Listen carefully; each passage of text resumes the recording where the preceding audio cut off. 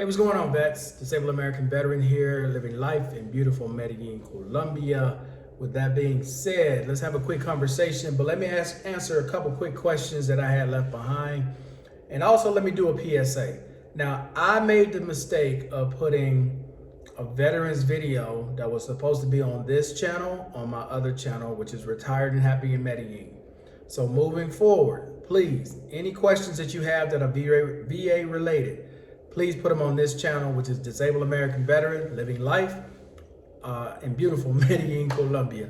Now, there was a message left behind by Mr. Lewis.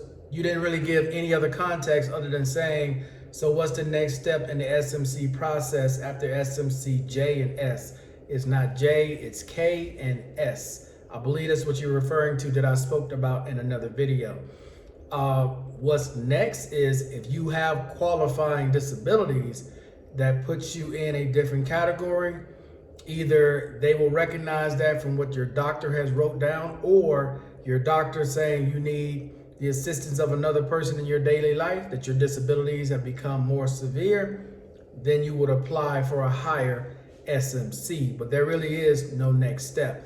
The reason why I say that is because sometimes people get those disabilities based upon their ratings, and there is no next step. But if you have continuing issues where something has gotten worse, then yes, you could move up in the SMC category. But there is no particular next step if you don't have disabilities, okay?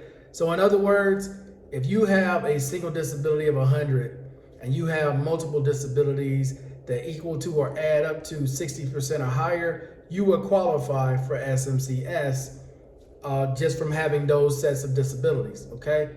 Now, if nothing else was going on with you and you had those disabilities, there's no next step. But if you had those same disabilities, and like I said earlier, the doctor says you need more, then they would either see that and recognize it from the doctor's statement and move you up, or you could apply for it if it doesn't happen for a higher SMC category, okay? Hopefully that answered your question. Now, when I go to the Veterans channel, now I answered this question, I think like 4 times already.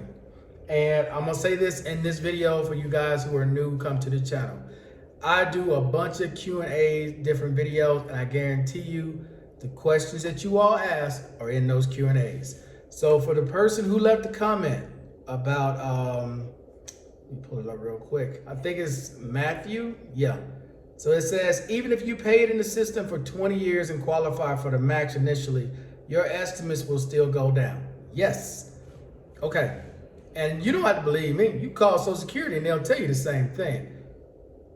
Before you retire, or when you get ready to retire, and let's just say you don't apply for Social Security disability, you didn't apply for anything. You're just receiving VA and you're receiving your retirement if you did 20 years in the military, okay? You decided not to mess with Social Security. All right.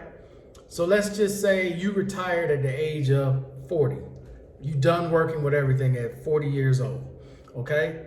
That means there's another 25 years, unless they change the retirement age again. I'm sorry, 22 years for early retirement, 27 years for you at, full retirement age, okay? That's how many years would go by even if you work the first 20 years of your life, from age 18 to 38, just say you work 22 years, okay? Social Security is gonna look at 35 years of your work history, okay? You only have 20 years of work history. The other 15 years there, where you did absolutely nothing, some of those years are gonna have zeros in them. So where you would have made X amount of money, that money slowly starts to decrease because you're not paying it into the system. What have you paid into the system?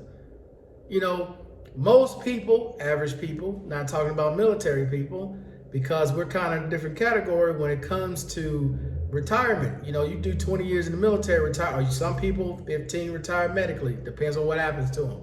But most people work 40, 50, 60 years, okay? You working 20 years is great. Don't want to take nothing away from that. But That's not how Social Security works. Social Security looks at the totality of your work history, the whole thing. That's why I made that video, to make a lot of you guys aware of that, because sometimes you guys do nothing and then you hear, oh, I could apply for Social Security along with VA. And a lot of times you all wait till it's too late, you ran out of quarters, now you can't even apply. You can't even go and try to get Social Security disability insurance because you waited too late, you let too much time go by, and now you're like stuck in limbo where you only got one or two choices. Continue to doing what you're doing, or go get a job and start paying back into the system. So to answer your question again and again, you don't have to believe what I'm telling you. You can call Social Security and they will tell you the same exact thing, that when you retire, they take 35 years of your work history. That's how it works. That's how they calculate it out. So as of today, let's say you qualify for the max, but for the next 25 to 27 years, you've done nothing. How would you think you still qualify for the max when you haven't paid into the system for the last 20 plus years? Doesn't work that way. Okay, so hopefully that answered your question. And then, let's see. Yep, I answered all the other ones, so I want to make sure I get to that one. So coming up, I will have my man Loving Freedom, who is a military veteran in the Marine Corps, from the Marine Corps, sorry. And I'm gonna have him on to do an interview. He's gonna be the first one I do. And then I'm gonna try to have the Black American expat, also an Army veteran, and Uncle Allen. As some of you guys know who Uncle Allen is. For those of you that don't, he will introduce himself. Another Army veteran. My cousin in Arizona, another Army veteran. And then some other people along the way as well. I'm gonna try to have them on and let you hear their journey, because some of you guys seem to think that people who've gotten to 100%, it happens like that, and it does not. I'm telling you, some of us, it takes years.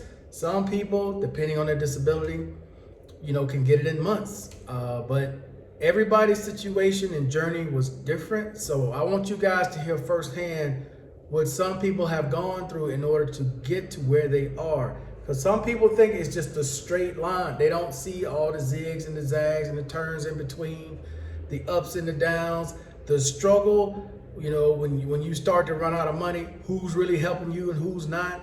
And then everybody comes around when you do get your money from the VA. So those are things you need to understand. Those of you who just don't have the patience to wait, you're going to have to learn to have patience dealing with the Department of Veterans Affairs. This is our U.S. government. Things don't happen at the snap of a finger. It does not work that way.